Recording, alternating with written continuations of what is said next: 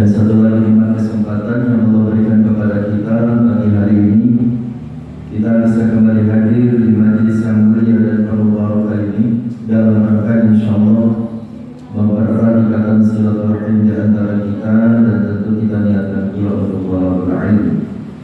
Mudah-mudahan langkah kita ke majelis ini tercatat sebagai amal saleh yang dapat meringankan beban kita di hari kiamat nanti. Amin ya rabbal alamin.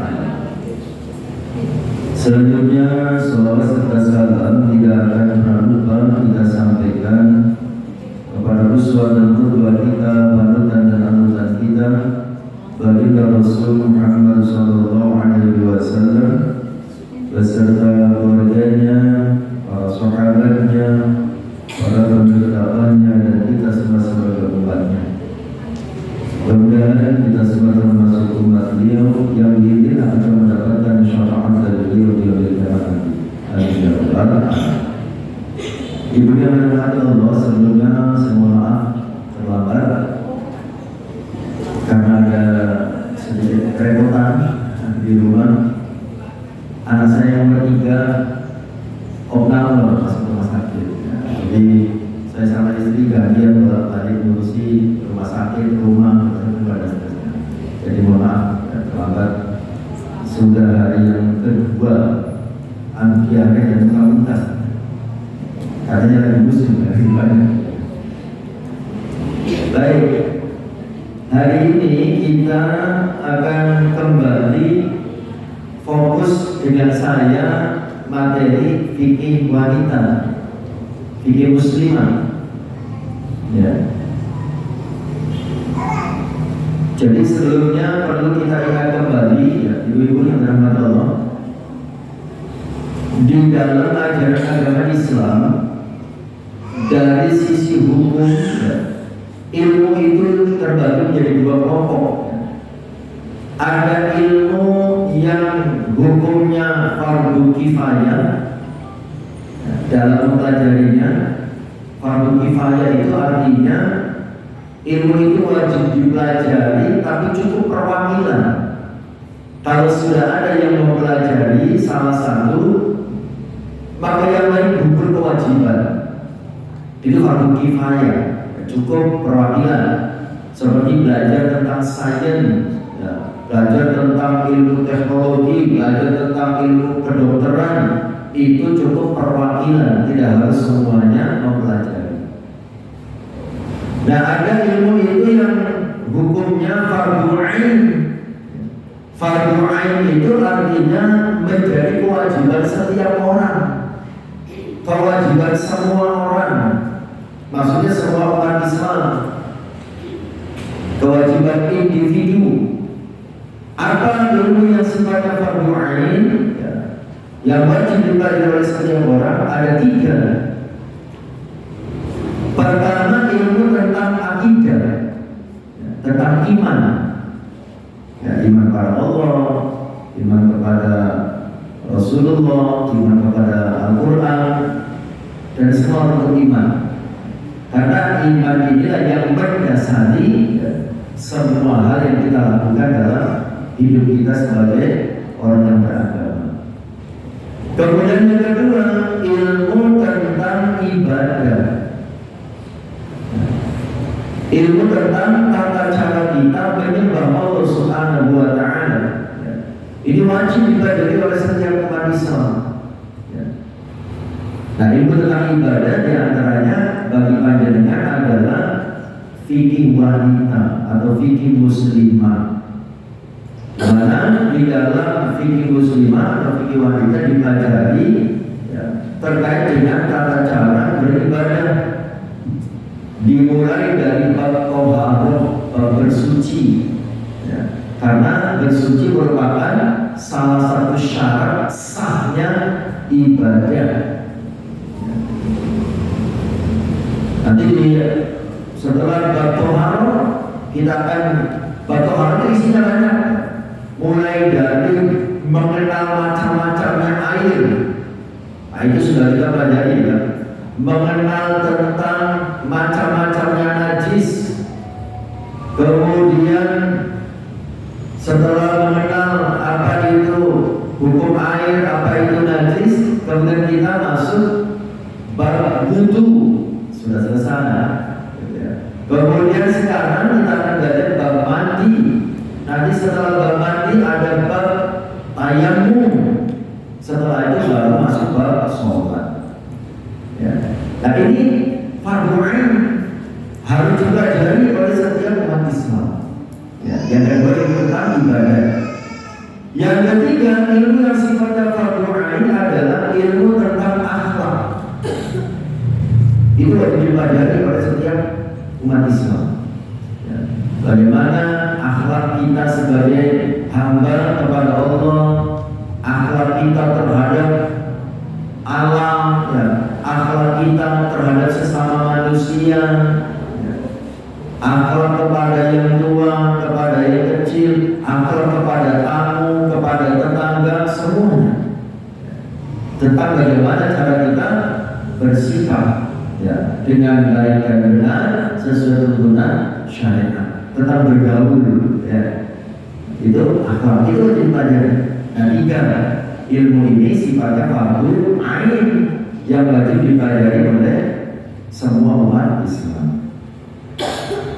Jadi posisi materi yang akan kita pelajari nanti ini sangat penting karena sifatnya fardu ain. Baik, kita mulai bahas bab mandi. Dalil disyariatkannya mandi, bahwa mandi itu disyariatkan di dalam agama kita. Salah satunya terlalu banyak atau itu nyala, jadi feedback itu nyala. Kalau nyala dimatikan biar nggak feedback.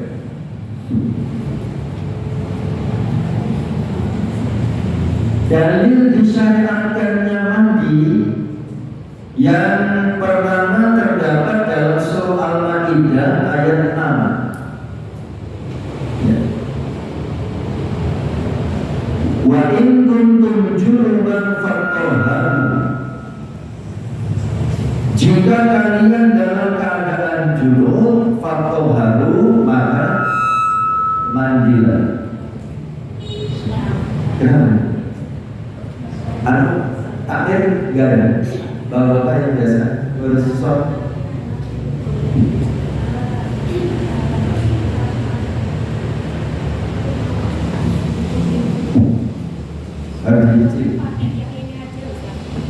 itu tadi apa? Jujur. Baik. Wa in kuntum junuban fatahharu. Jika kalian dalam keadaan junub maka mandilah.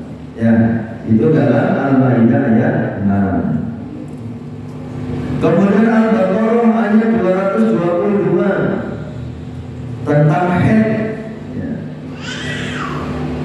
Yas'alunaka 'anil mahid. Mereka bertanya kepada Muhammad tentang haid. Katakanlah, haid itu adalah sesuatu yang kotor. Karena itu jauhilah istri pada waktu haid dan jangan kamu dekati mereka sebelum mereka suci. Apabila mereka telah suci, campurilah mereka sesuai dengan ketentuan yang diperintahkan Allah kepadamu. Sesungguhnya Allah menyukai orang yang bertobat dan orang yang menyucikan diri. Innallaha yuhibbut tawwabina wa yuhibbul mutatahhirin. Allah menyukai orang yang bertobat dan menyukai orang yang menyucikan diri.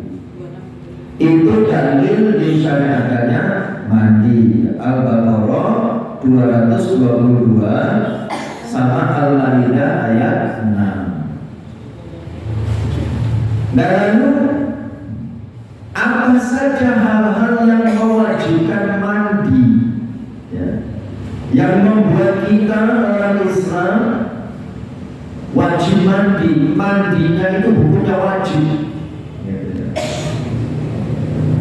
Yang pertama, keluarnya air mani disertai dengan syahwat. Keluarnya air mani disertai dengan syahwat, baik ketika tidur maupun ketika terjaga. Maksudnya tidak tidur.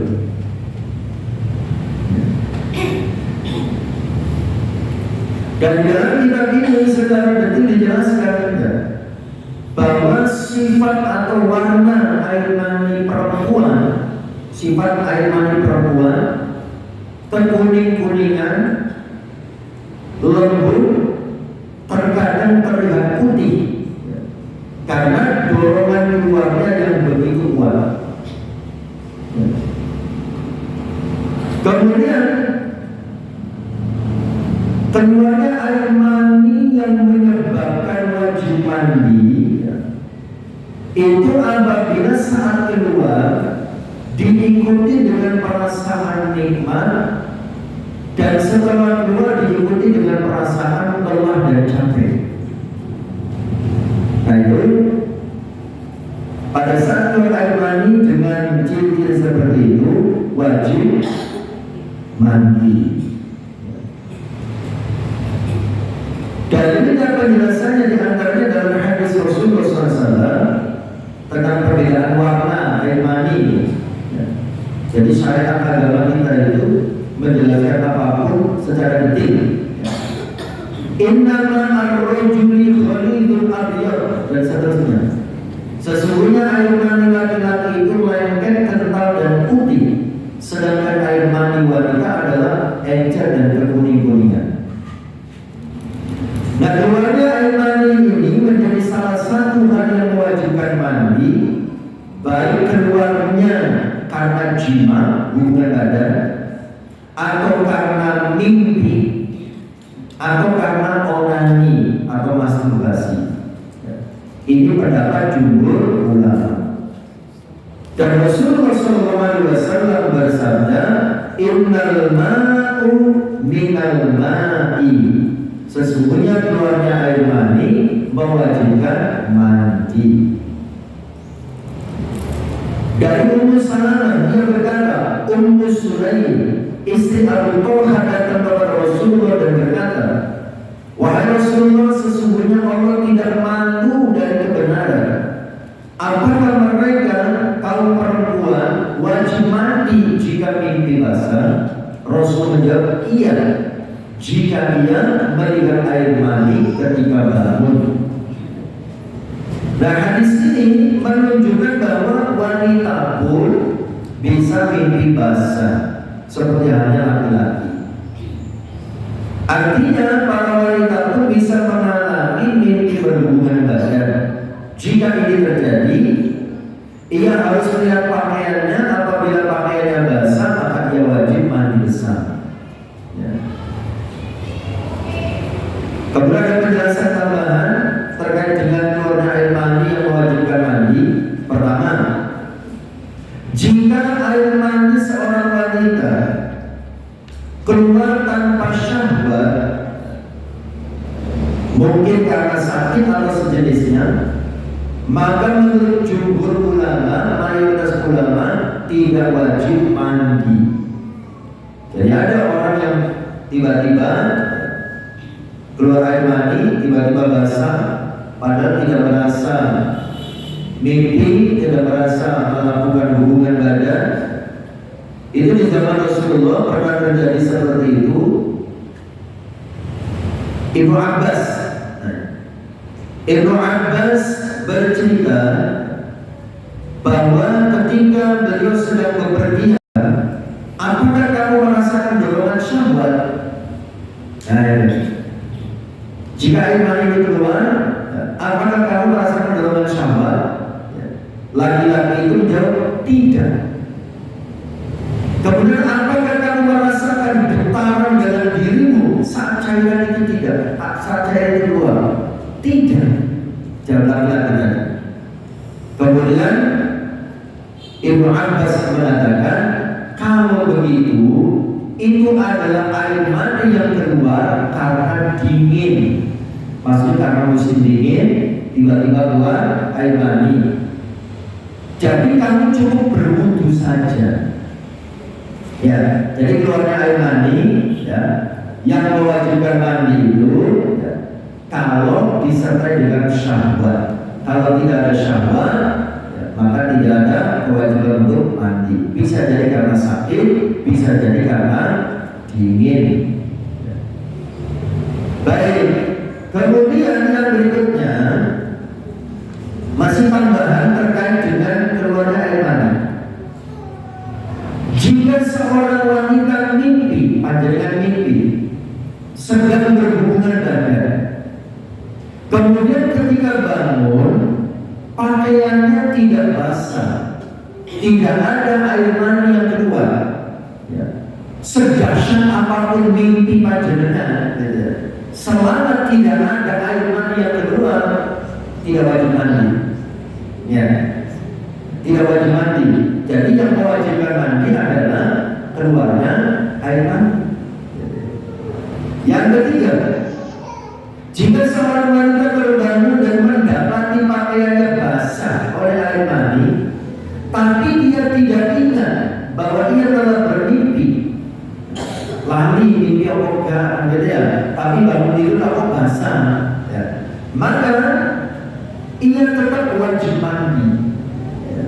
Hal ini berdasarkan hadis Aisyah bahwa Nabi pernah ditanya tentang seorang laki-laki yang ketika bangun mendapati pakaiannya telah basah oleh air mani, tetapi ia tidak ingat bahwa semalam ia bermimpi. Maka Nabi menjawab, ia wajib mandi. Kemudian beliau ditanya tentang seorang laki-laki yang bermimpi, tetapi keesokan harinya pakaiannya tidak basah. Maka Rasul menjawab, ia tidak wajib mandi. Ya, jadi kalau mimpi berhubungan badan, mandi atau tidak mandi tergantung setelah bangun dicek ada air mani yang keluar atau tidak. Kalau keluar berarti wajib mandi, tidak keluar tidak wajib mandi. Berikutnya yang kedua, yang pertama tadi keluarnya air mani, ya. Yang kedua yang mewajibkan mandi adalah, ya, berhubungan badan laki-laki dan perempuan meskipun tidak keluar mani, ya, tidak sampai orgasme seumpama gitu, itu tetap wajib mandi, ya. Suami istri berhubungan badan sekalipun tidak sampai keluar air mani, itu tetap wajib mandi. Hal ini berdasarkan hadis dari Abu Hurairah dari Nabi SAW. Beliau bersabda, apabila seorang laki-laki telah duduk di antara keempat cabang perempuan, yaitu kedua tangan dan kaki istrinya, kemudian bersungguh-sungguh berhubungan badan dengannya, maka dia wajib mandi meskipun tidak mengeluarkan air mani. Siti Aisyah pun menceritakan bahwa seorang laki-laki bertanya kepada Rasulullah SAW tentang seseorang yang berhubungan badan dengan istrinya tetapi tidak sampai mengeluarkan mani. Apakah keduanya wajib mandi? Saat itu Aisyah sedang duduk di dekat Rasulullah. Beliau menjawab, sesungguhnya aku dan Aisyah pernah mengalaminya apa yang engkau tanyakan dan kami mandi setelahnya. Jadi berhubungan badan sekalipun tidak sampai keluar air mani, maka tetap wajib mandi. Berikutnya,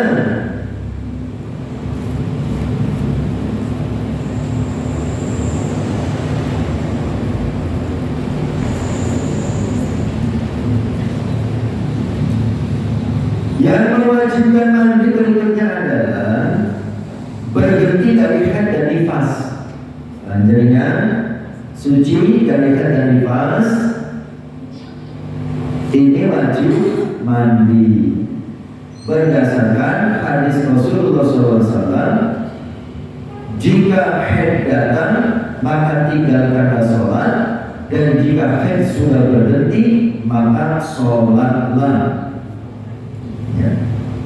Nah, syarat sahnya sholat itu harus suci dari hadas dan najis, makanya wajib mandi terlebih dahulu. Yang keempat, wanita kafir yang masuk Islam, ya, mualaf, ya, masuk Islam itu wajib mandi. Berdasarkan hadis dari Qais bin Asim bahwa ketika dirinya masuk Islam, Nabi memerintahkannya mandi dengan air dan daun bidara. Kelima, yang mewajibkan mandi adalah wanita yang meninggal dunia, tapi dia tidak wajib mandi, wajib dimandikan. Orang mati kan ya. Orang-orang yang di sekitarnya wajib memandikan wanita yang telah meninggal dunia.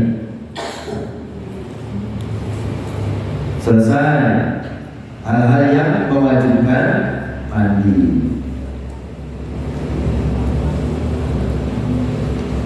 Nah, kemudian yang berikutnya, rukunnya mandi.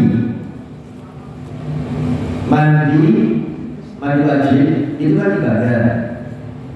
Yang ibadah itu ada ketentuannya. Nah, ini rukunnya. Rukunnya mandi itu ada dua. Yang pertama, niat. Masih ingat kenapa niat disyariatkan di dalam ibadah? Ada dua alasan. Pertama, niat itu berfungsi untuk membedakan sebuah perbuatan itu ibadah atau ada kebiasaan biasa. Saya ulangi, kenapa niat disyariatkan di dalam ibadah? Pertama, niat berfungsi untuk membedakan sebuah perbuatan itu ibadah atau ada kebiasaan biasa. Contohnya, kita kan kalau pagi bangun tidur ada kebiasaan mandi, ya, untuk bersih-bersih badan, untuk seger-seger, kita sudah menjadi kebiasaan, ya, mandi. Nah, pada suatu ketika, ya, jangan pas menjelang subuh suci dari haid, gitu ya, mau subuh suci berhenti keluar darah, sehingga jangan wajib mandi. Kemudian jangan mandi. Pada saat jangan mandi pagi sebelum subuh itu, mandi yang jangan lakukan hanya ada kebiasaan sekedar cari seger-seger dan membersihkan badan, atau mandi yang dilakukan untuk menghilangkan hadas besar, itu yang membedakan, yang menentukan adalah niat. Kalau jangan mandi tanpa niat, maka sekalipun habis sampai 2 tanduk besar, tapi tidak niat, maka hadas besar belum hilang. Jadi harus niat. Dan niat itu disepakati oleh para ulama, niat itu pekerjaan hati. Ya, niat itu pekerjaan hati. Jadi saat pada mau mandi itu, saya lihat menghilangkan hadas besar karena Allah Ta'ala. Dalam hati berucap begitu, ya, saya lihat mandi besar karena Allah Ta'ala. Ya, itu namanya niat. Kalau dia tidak melintaskan apa-apa di dalam hati, gak niat apa-apa dalam hati, sekalipun sampo habis 2 botol gitu ya, nah itu tetap tidak hilang hadas besarnya. Badan bersih tapi belum suci secara hukum. Ya, itu pentingnya. Makanya niat itu disyariatkan dalam ibadah. Ya. Karena berfungsi pertama tadi membedakan sebuah perbuatan itu ibadah atau ada kebiasaan biasa. Yang kedua, niat itu berfungsi membedakan antara satu ibadah dengan ibadah yang lainnya. Sama-sama ibadah. Contoh, sholat zuhur itu 4 rakaat, sholat asar juga 4 rakaat, sholat isya juga 4 sholatnya zuhur, asar, atau isya. Yang membedakan dan menentukan adalah niat. Jadi kita nggak cukup sholat niatkan saya niat sholat karena Allah, nggak cukup. Harus diperjelas ini sholatnya sholat apa. Ya. Itu fungsi niat. Kenapa disyariatkan? Kembali lagi ke masalah mandi. Jadi rukun niat dan rukun niat. Rukun mandi yang pertama adalah niat. Niat menghilangkan hadas besar. Ya. Yang kedua, rukun mandi adalah menghilangkan air ke seluruh tubuh dan meratakannya sampai ke sela-sela rambut dan kulit. Menghilangkan air ke seluruh tubuh dan meratakannya sampai ke sela-sela rambut dan kulit.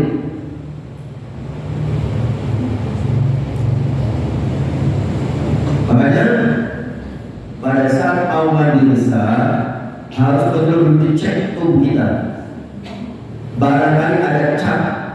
Dengan yang punya aktivitas suka main tip X, nah gitu ya, tak guru, tak apa gitu ya, tip X itu biasa bermain buat aktivitas.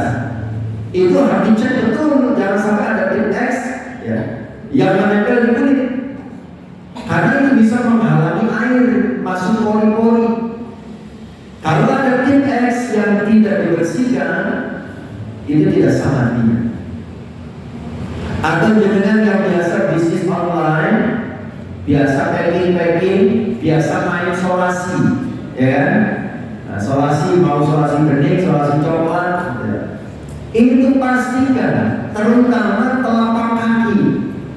Kadang-kadang ada potongan solasi yang keinjak kaki, ya. Kemudian kita tidak menyadari. Nah selesai mandi, lalu ada solasi di kaki, diulang mandinya, gak sah mandinya. Jadi itu rukun masalahnya. Rukunnya mandi adalah menyiramkan air ke seluruh tubuh dan meratakannya sampai ke sela-sela rambut dan semua kulit yang ada dalam tubuh. Ya. Nah kemudian bagaimana tata cara mandi? Ya. Jadi di sini khusus untuk wanita dibedakan tata cara mandi junub dengan tata cara mandi setelah suci dari haid dan nifas. Ya. Tata cara mandinya agak berbeda penjelasannya. Baik. Tata cara mandi junub. Berarti mandi junub yang dimaksud itu ya, baik laki-laki ataupun perempuan karena keluar air mani, ya, entah itu karena hubungan badan atau karena mimpi basah ataupun karena masturbasi atau onani. Ya. Beberapa hadis telah menerangkan sifat dan cara mandi junub. Di antaranya hadis Aisyah. Ia menceritakan bahwa jika Nabi mandi junub, Siti Aisyah bercerita kalau Nabi mandi junub, beliau memulai dengan mencuci kedua tangannya. Sebelum mandi, Rasulullah mencuci kedua tangannya. Ya. Kemudian setelah itu, ya,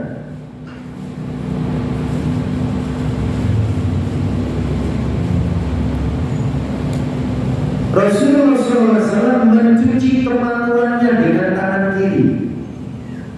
Sudah cuci tangan, kemudian mencuci kemaluannya dengan tangan kiri.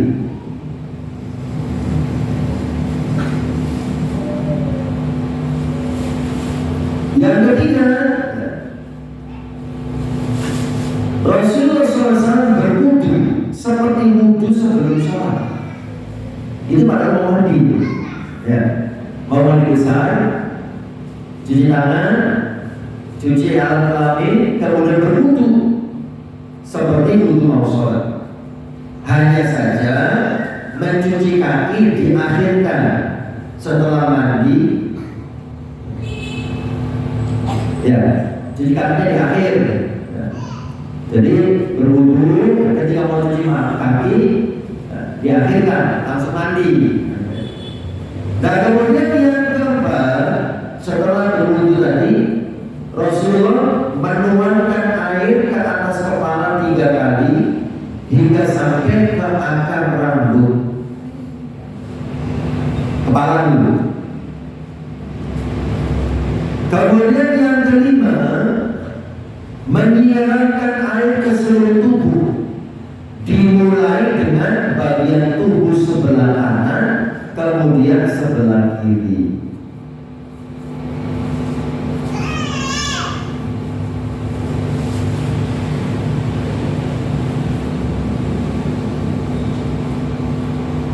Dan 5 itu. Nah kemudian ada catatan.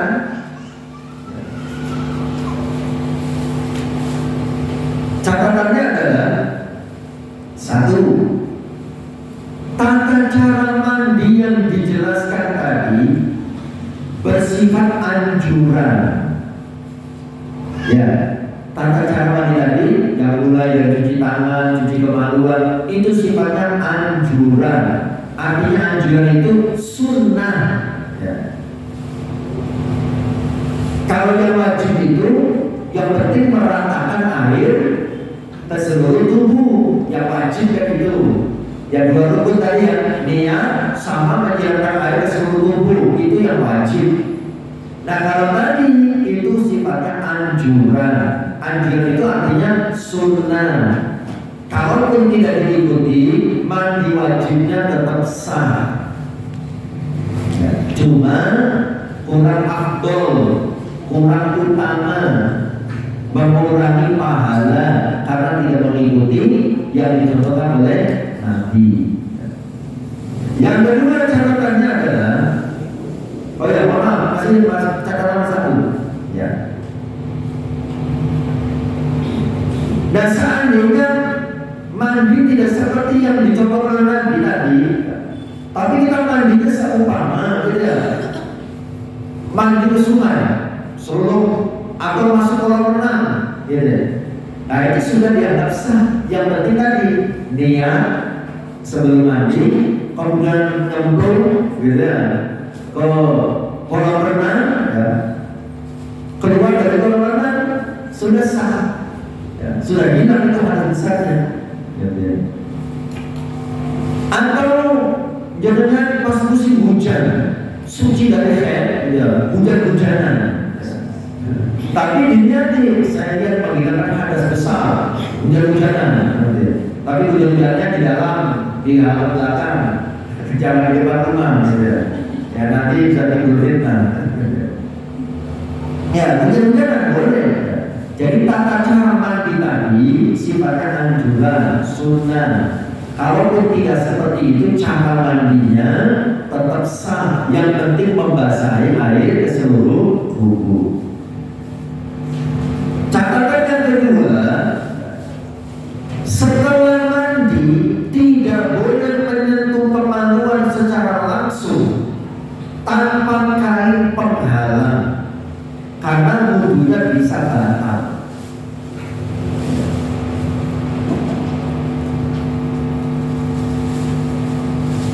Jadi selesai mandi jangan menyentuh kemaluan, ya, karena nanti wudhunya bisa batal. Artinya itu adalah Allah. Ketika juga selesai mandi, ya, tidak perlu. Ada satu pendapat mengatakan tidak perlu berwudu lagi.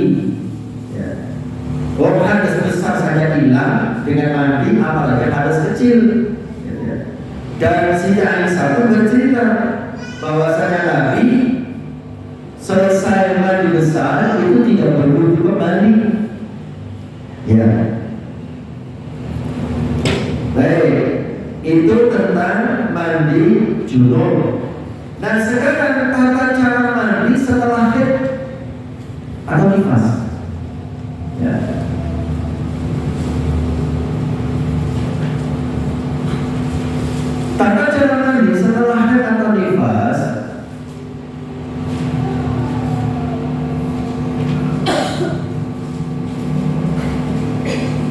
sebetulnya sama dengan mandi junub tadi, tapi ada tambahan.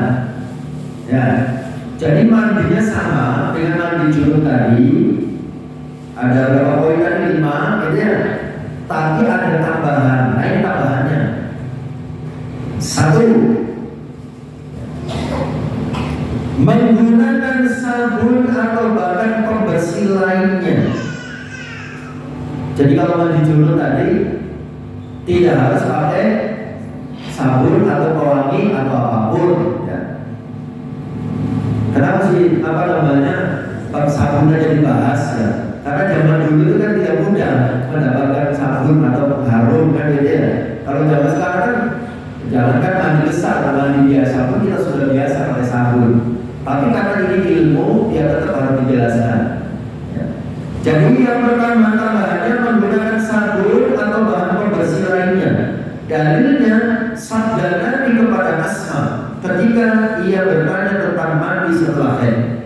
Kata Rasulullah, hendaklah salah seorang dari kalian mengambil air yang telah dicampur dengan daun bidara, kemudian bersucilah dengannya sebaik-baiknya.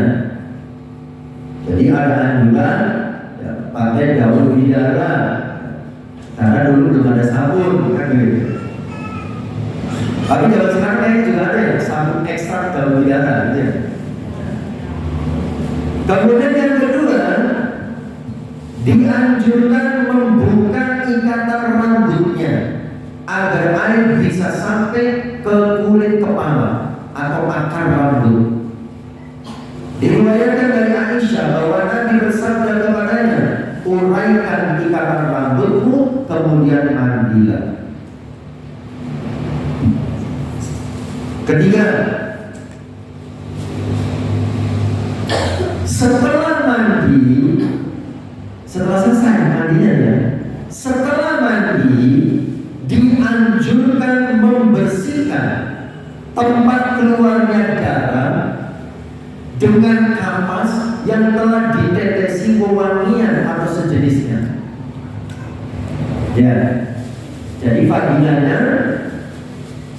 dilap pakai tisu atau kapas yang telah ditetesi wewangian, pakai parfum, ya, atau yang sejenisnya, hingga bau amis darahnya hilang.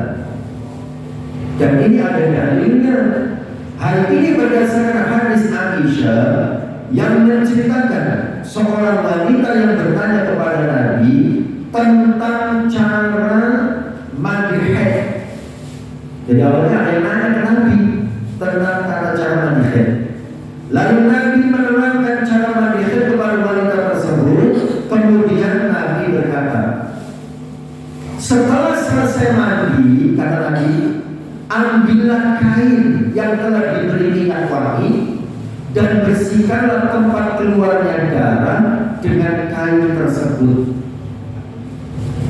Wanita itu bertanya, bagaimana caranya? Nabi Sallallahu menjawabnya.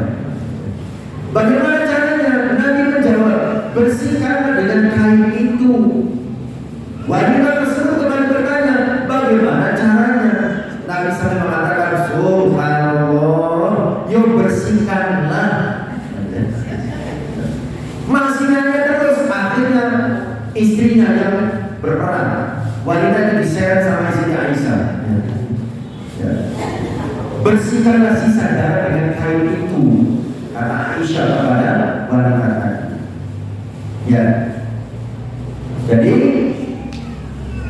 dianjurkan ya menggunakan pembersih ya, yang dikasih wangi-wangian ya, ketika selesai mandi dari haid atau nifas. Catatan tambahan terkait dengan mandi junub atau mandi dari haid dan nifas. Satu, banyak nih catatan banyak ada 10. Satu, jika seorang wanita junub setelah bercampur dengan suaminya hubungan badan, belum sempat mandi besar, kemudian haid. Ya, habis hubungan badan, kemudian jenengan belum sempat mandi besar, kemudian haid. Maka ia tidak harus mandi saat itu. Mandinya nanti kalau suci dari haid. Boleh tidak mandi saat itu, menunggu hingga haidnya selesai. Karena kan apa namanya, dia tidak bersolat, kan begitu, sama aja. Jadi boleh menunggu haidnya selesai, kemudian mandi cukup satu kali dengan niat mandi junub dan mandi haid. Ya, cukup satu kali niat menghilangkan hadas besar. Hadas besar itu bisa karena junub, bisa karena haid. Akan tetapi dianjurkan baginya mencuci kemaluannya atau mandi junub saat itu. Kemudian setelah berhenti dari haid dia mandi lagi, tetap dianjurkan. Ya. Jadi kalau tadi selesai berhubungan badan, belum mandi besar, haid, gitu ya. Jangan punya pilihan, ya. Boleh tidak mandi besar, nanti mandi besarnya menunggu suci dari haid, ya. Tapi tetap dianjurkan membersihkan kemaluan, ya. Atau tetap dianjurkan mandi, ya. Tapi sifatnya hanya anjuran, tidak wajib, karena tidak ada yang mewajibkannya. Yang mewajibkan mandi itu apa? Karena mau sholat, kan begitu? Kan jadinya tidak mau sholat karena haid, maka tidak wajib mandinya, tapi hanya dianjurkan. Dua, hal ini berlaku juga pada perkara-perkara lain yang mengharuskan mandi. Maksudnya, jika ada dua perkara yang mewajibkan mandi, kita boleh mandi wajib hanya satu kali dengan niat untuk keduanya. Pokoknya apapun, ya, yang mengharuskan mandi, ya, ada dua hal, maka cukup satu kali, ya, mandinya. Contoh mandi sunnah. Mandi sunnah itu seumpamanya hari Jumat bertepatan dengan Lebaran. Mau sholat Id disunahkan mandi, mau sholat Jumat bagi laki-laki juga disunahkan mandi. Itu cukup mandi satu kali dengan niat dua itu sudah mendapatkan pahalanya.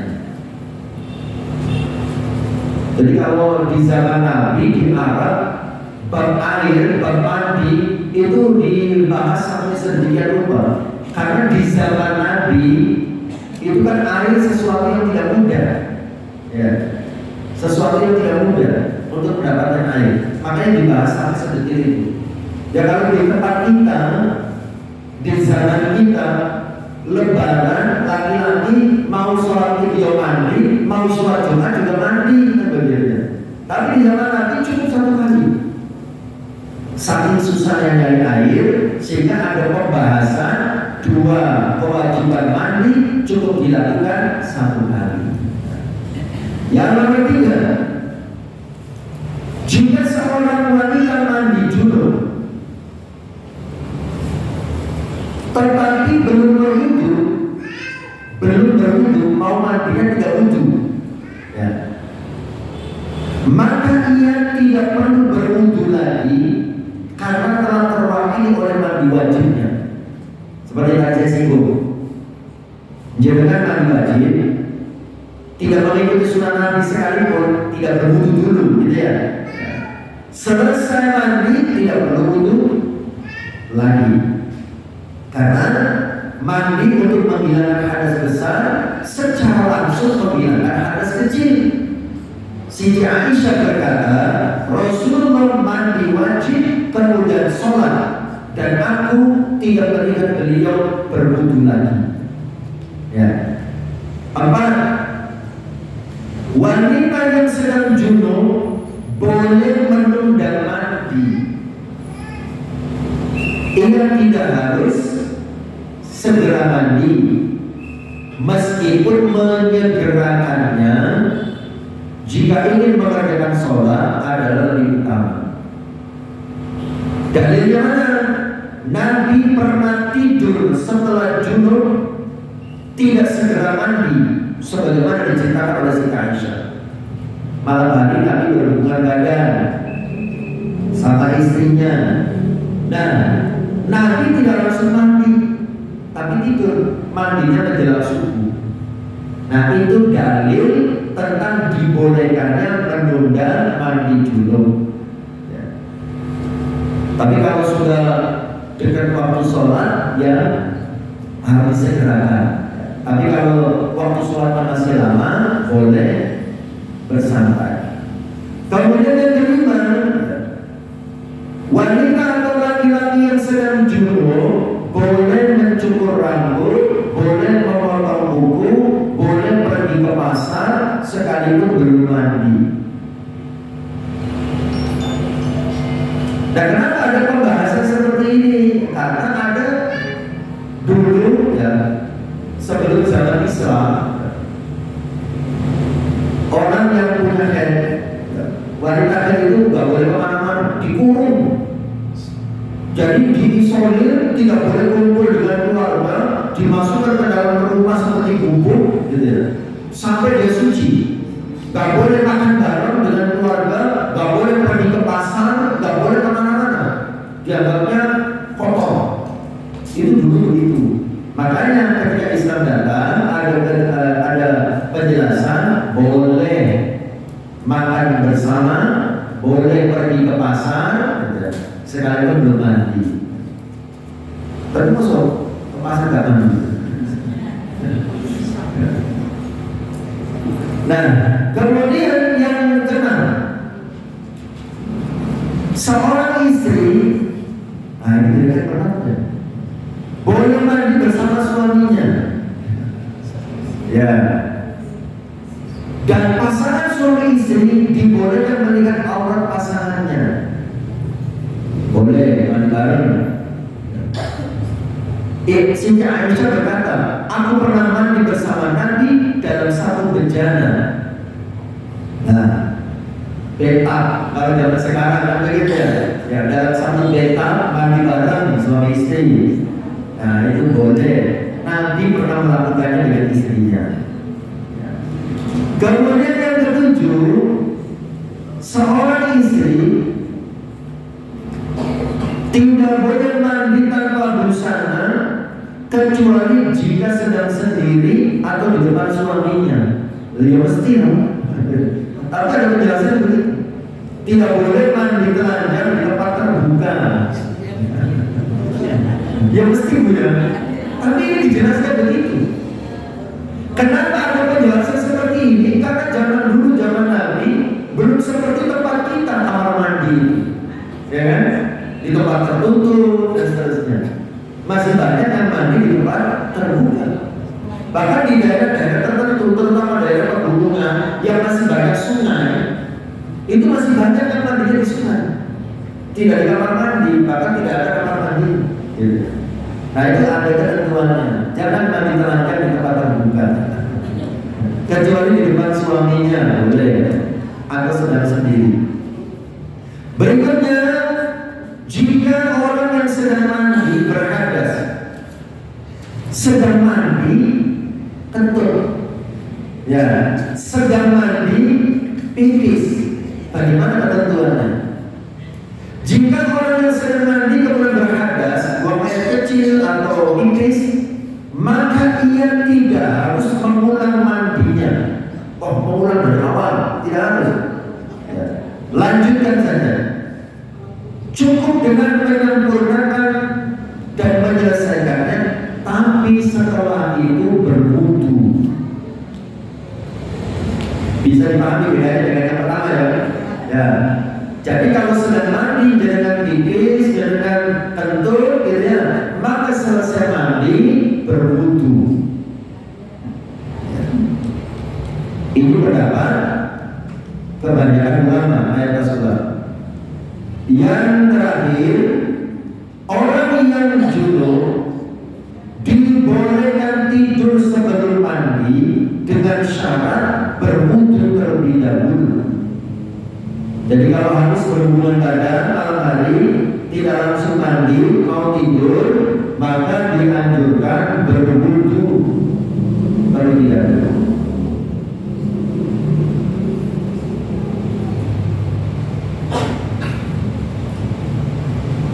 Dalilnya sahabat Umar pernah bertanya kepada Nabi tentang junub yang dialaminya di malam hari, maka Nabi menjawab, berwudulah, cuci kemaluanmu, kemudian tidurlah. Nah itu. Terakhir, karena sekarang ini selesai. Tentang mandi sunnah. Mandi sunnah itu artinya disunahkan mandi. Ya, mandinya tidak wajib, tapi sunnah. Pertama, mandi ketika hendak mengulang jima, sunnah. Satu ronde selesai, mau nambah ronde kedua, disunahkan mandi dulu. Nah itu ada penjelasannya bukan? Nah ini yang jadi harus disampaikan. Berdasarkan ada hadisnya, berdasarkan hadis Al-Murafiq yang menyebutkan bahwa suatu malam Nabi pernah menggilir istri-istrinya dan beliau mandi setiap selesai bertemu dengan istrinya. Aku bertanya kepada Rasulullah, kata Al-Murafiq, wahai Rasulullah, mengapa engkau tidak mandi sekali saja? Beliau menjawab, cara ini lebih bersih, lebih baik, dan lebih suci. Nah, gitu ya. Selesai satu ronde, menuju ronde berikutnya, itu disunahkan mandi. Yang kedua, mandi sunnah adalah mandi setelah sadar dari pingsan. Dengan semaput, kemudian sadar, itu disunahkan mandi. Yang ketiga, mandinya seorang wanita yang istihadah setiap hendak sholat. Darah istihadah itu kan tetap wajib sholat. Keluar darah istihadah, darah penyakit, bukan darah haid, bukan darah nifas, itu tetap wajib sholat. Nah, disunahkan orang yang keluar darah istihadah ketika mau sholat mandi. Itu mandinya sunnah, tidak wajib. Kalau tidak mandi juga tidak apa-apa, yang penting dibersihkan darahnya, pakai pembalut, kemudian sholat. Di tengah-tengah sholat tetap keluar darah, tidak masalah. Itu darah istihadah. Keempat, mandi sebelum melaksanakan sholat Idul Fitri atau Idul Adha. Kelima, mandi setelah memandikan jenazah. 6. Mandi untuk melaksanakan ihram haji atau umroh. Sebelum pakai pakaian ihram sudah mandi. Terakhir ketujuh, mandi karena memasuki kota Makkah. Selesai. Sesuai dengan mulainya tadi saya terlambat lewat 10 ya. Sekarang sudah pas waktunya. Sebelum diakhiri, kalau ada, boleh ada yang bertanya? Ada berkas satu jam. Oh gitu. Bertanya dulu, bertanya ada. Ya. Nanti setelah saya yang bertanya. Gitu. Ya. Ada yang mau ditanya dulu atau clear? Clear saja. Biasa banget kan? Oke. Baik. Kalau tidak ada, berarti saya yang bertanya.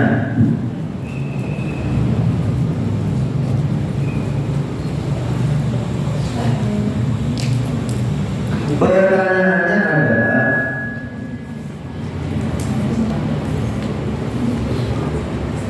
sebutkan baru mandi. Apa ya? Ayo. 2 rukun mandi. Ada. 2 rukun mandi yang pertama niat untuk menghilangkan hadas besar. Yeah. Yang kedua menyiramkan air ke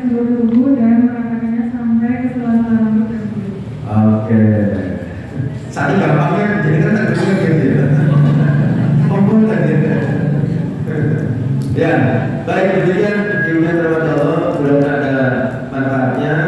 Nanti pertemuan berikutnya kita membahas bab tayamum. Ya, ini saja yang bisa disampaikan. Belum saya mohon maaf. Ihdinas siratal mustaqim. Wassalamualaikum warahmatullahi wabarakatuh.